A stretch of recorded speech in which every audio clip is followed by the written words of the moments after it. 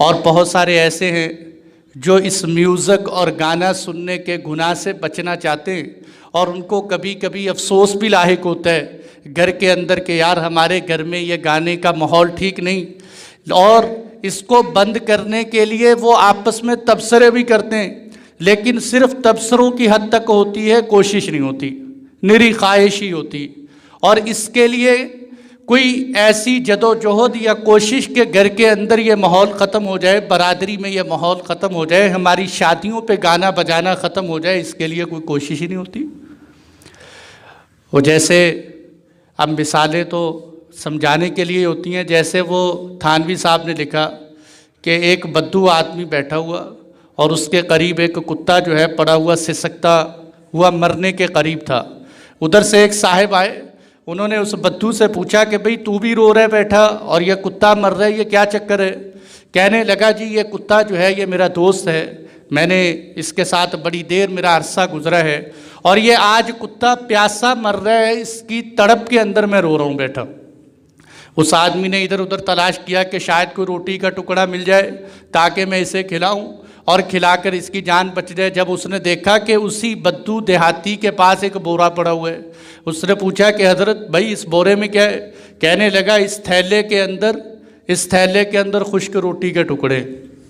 وہ کہتے ہیں وہ ظالم آدمی، تو بیٹھا رو بھی رہا ہے کہ کتا بھوکا مر رہا ہے اور تیرے پاس ٹکڑے بھی موجود ہیں، پھر بھی تو اس کو ٹکڑے نہیں کھلاتا، تو اس کو اس میں سے نکال کے کھلا۔ کہنے لگا کہ مجھے کتے سے اتنی محبت نہیں ہے کہ میں اس کو روٹی کھلاؤں، کیونکہ اس پہ تو پیسے لگتے ہیں۔ ہاں میں اس کتے کے غم میں رو سکتا ہوں کیونکہ رونے پہ پیسے نہیں لگتے۔ آج ہمارا حال بھی یہی ہے کہ ہم گناہ کے اوپر تبصرے تو کر سکتے ہیں، کیونکہ تبصرہ کرنے میں کوئی حرج نہیں۔ بڑے سے بڑا دیندار آدمی گناہ پہ تبصرہ کر سکتا ہے، جی گانا گانا بڑی بری عادت ہے، اور جی شراب پینا بڑا گناہ ہے، اور جی سود لینا بڑا گناہ ہے، لیکن جب اپنی باری آتی ہے تو سب سے پہلے اسی دریا میں بہتا چلا جاتا ہے، کہتا ہے یہ میرے بس کی بات نہیں۔ تو اب وہ اسی طرح ہمارا حال کہ انسان جب کوشش نہیں کرتا تو کوشش کیے بغیر کوئی چیز نہیں ہوتی۔ حضرت حاجی امداد اللہ مہاجر مکی رحمۃ اللہ علیہ، یہ علماء دیوبند کے بڑے شیوخ میں سے تھے، یہ بمبئی کے اندر گئے تو ان کو وہاں بمبئی کے اندر ایک صاحب ملے، کہنے لگے حضرت دعا کر دے کہ اللہ مجھے حج کے لیے لے جائے، جیسے لوگ کہتے رہتے ہیں دعا کر دیں جی اللہ مجھے حج کے لیے لے جائے۔ حاجی صاحب فرمانے لگے میں آپ کے لیے دعا کروں گا ایک شرط کے ساتھ، وہ شرط یہ ہے کہ جب جہاز اڑنے لگے تو مجھے بتا دینا کہ جہاز اڑنے والا ہے، میں آپ کو پکڑ کر اٹھا کے جہاز میں بٹھا دوں گا۔ وہ کہنے لگے حضرت یہ کیسی بات ہے؟ فرمایا کہ میری دعا کیا اثر کرے گی، دنیا کے کاروبار تم لوگ چھوڑتے نہیں ہو، مال کا تمہارا ارادہ نہیں، پیسے تم نے جوڑے نہیں، اور ایسا ہو نہیں سکتا کہ بیت اللہ اٹھ کے تیرے پاس آ جائے کہ لو جی میں آ گیا ہوں آپ کے پاس، آپ میرا حج کر لے۔ تو آپ نے جانے کی کوئی کوشش نہیں کی، تو مکی کی دعائیں صرف کیا کریں گی آپ کے لیے؟ تو انسان جب کسی گناہ سے بچنے کی کوشش کرتا ہے اللہ اس کو بچا بھی دیتے ہیں۔ اصل بات یہ ہے کہ اس گانا بجانے کا گناہ اور اس میوزک کا گناہ ہمارے سامنے نہیں۔ میوزک کا کتنا کیا حال ہے،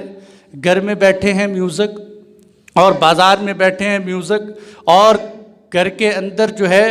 موبائلوں کے اندر اپنے میوزک لگا ہوا ہے، اور حتیٰ کہ اپنی ڈائل بیل کے اوپر بھی جو ہے میوزک لگا، آپ کو کوئی کال کر رہا ہے اس کو بھی میوزک سنائی دے گا۔ اور کتنے نوجوان ایسے ہیں جو رات کو سونے سے پہلے کانوں میں ہینڈ فری لگا کے سوتے ہیں کہ نیند نہیں آتی جب تک گانا کان میں نہ بجے،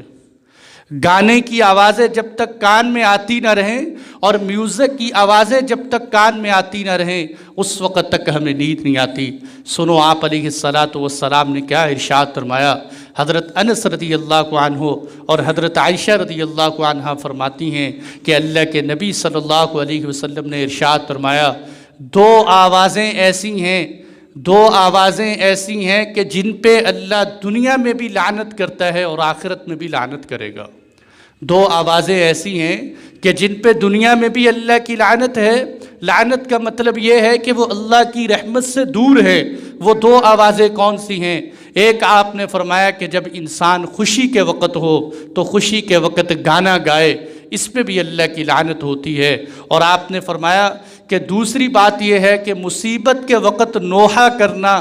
پیٹنا، ماتم کرنا، ان دو آوازوں کے اوپر اللہ کی لعنت ہوتی ہے۔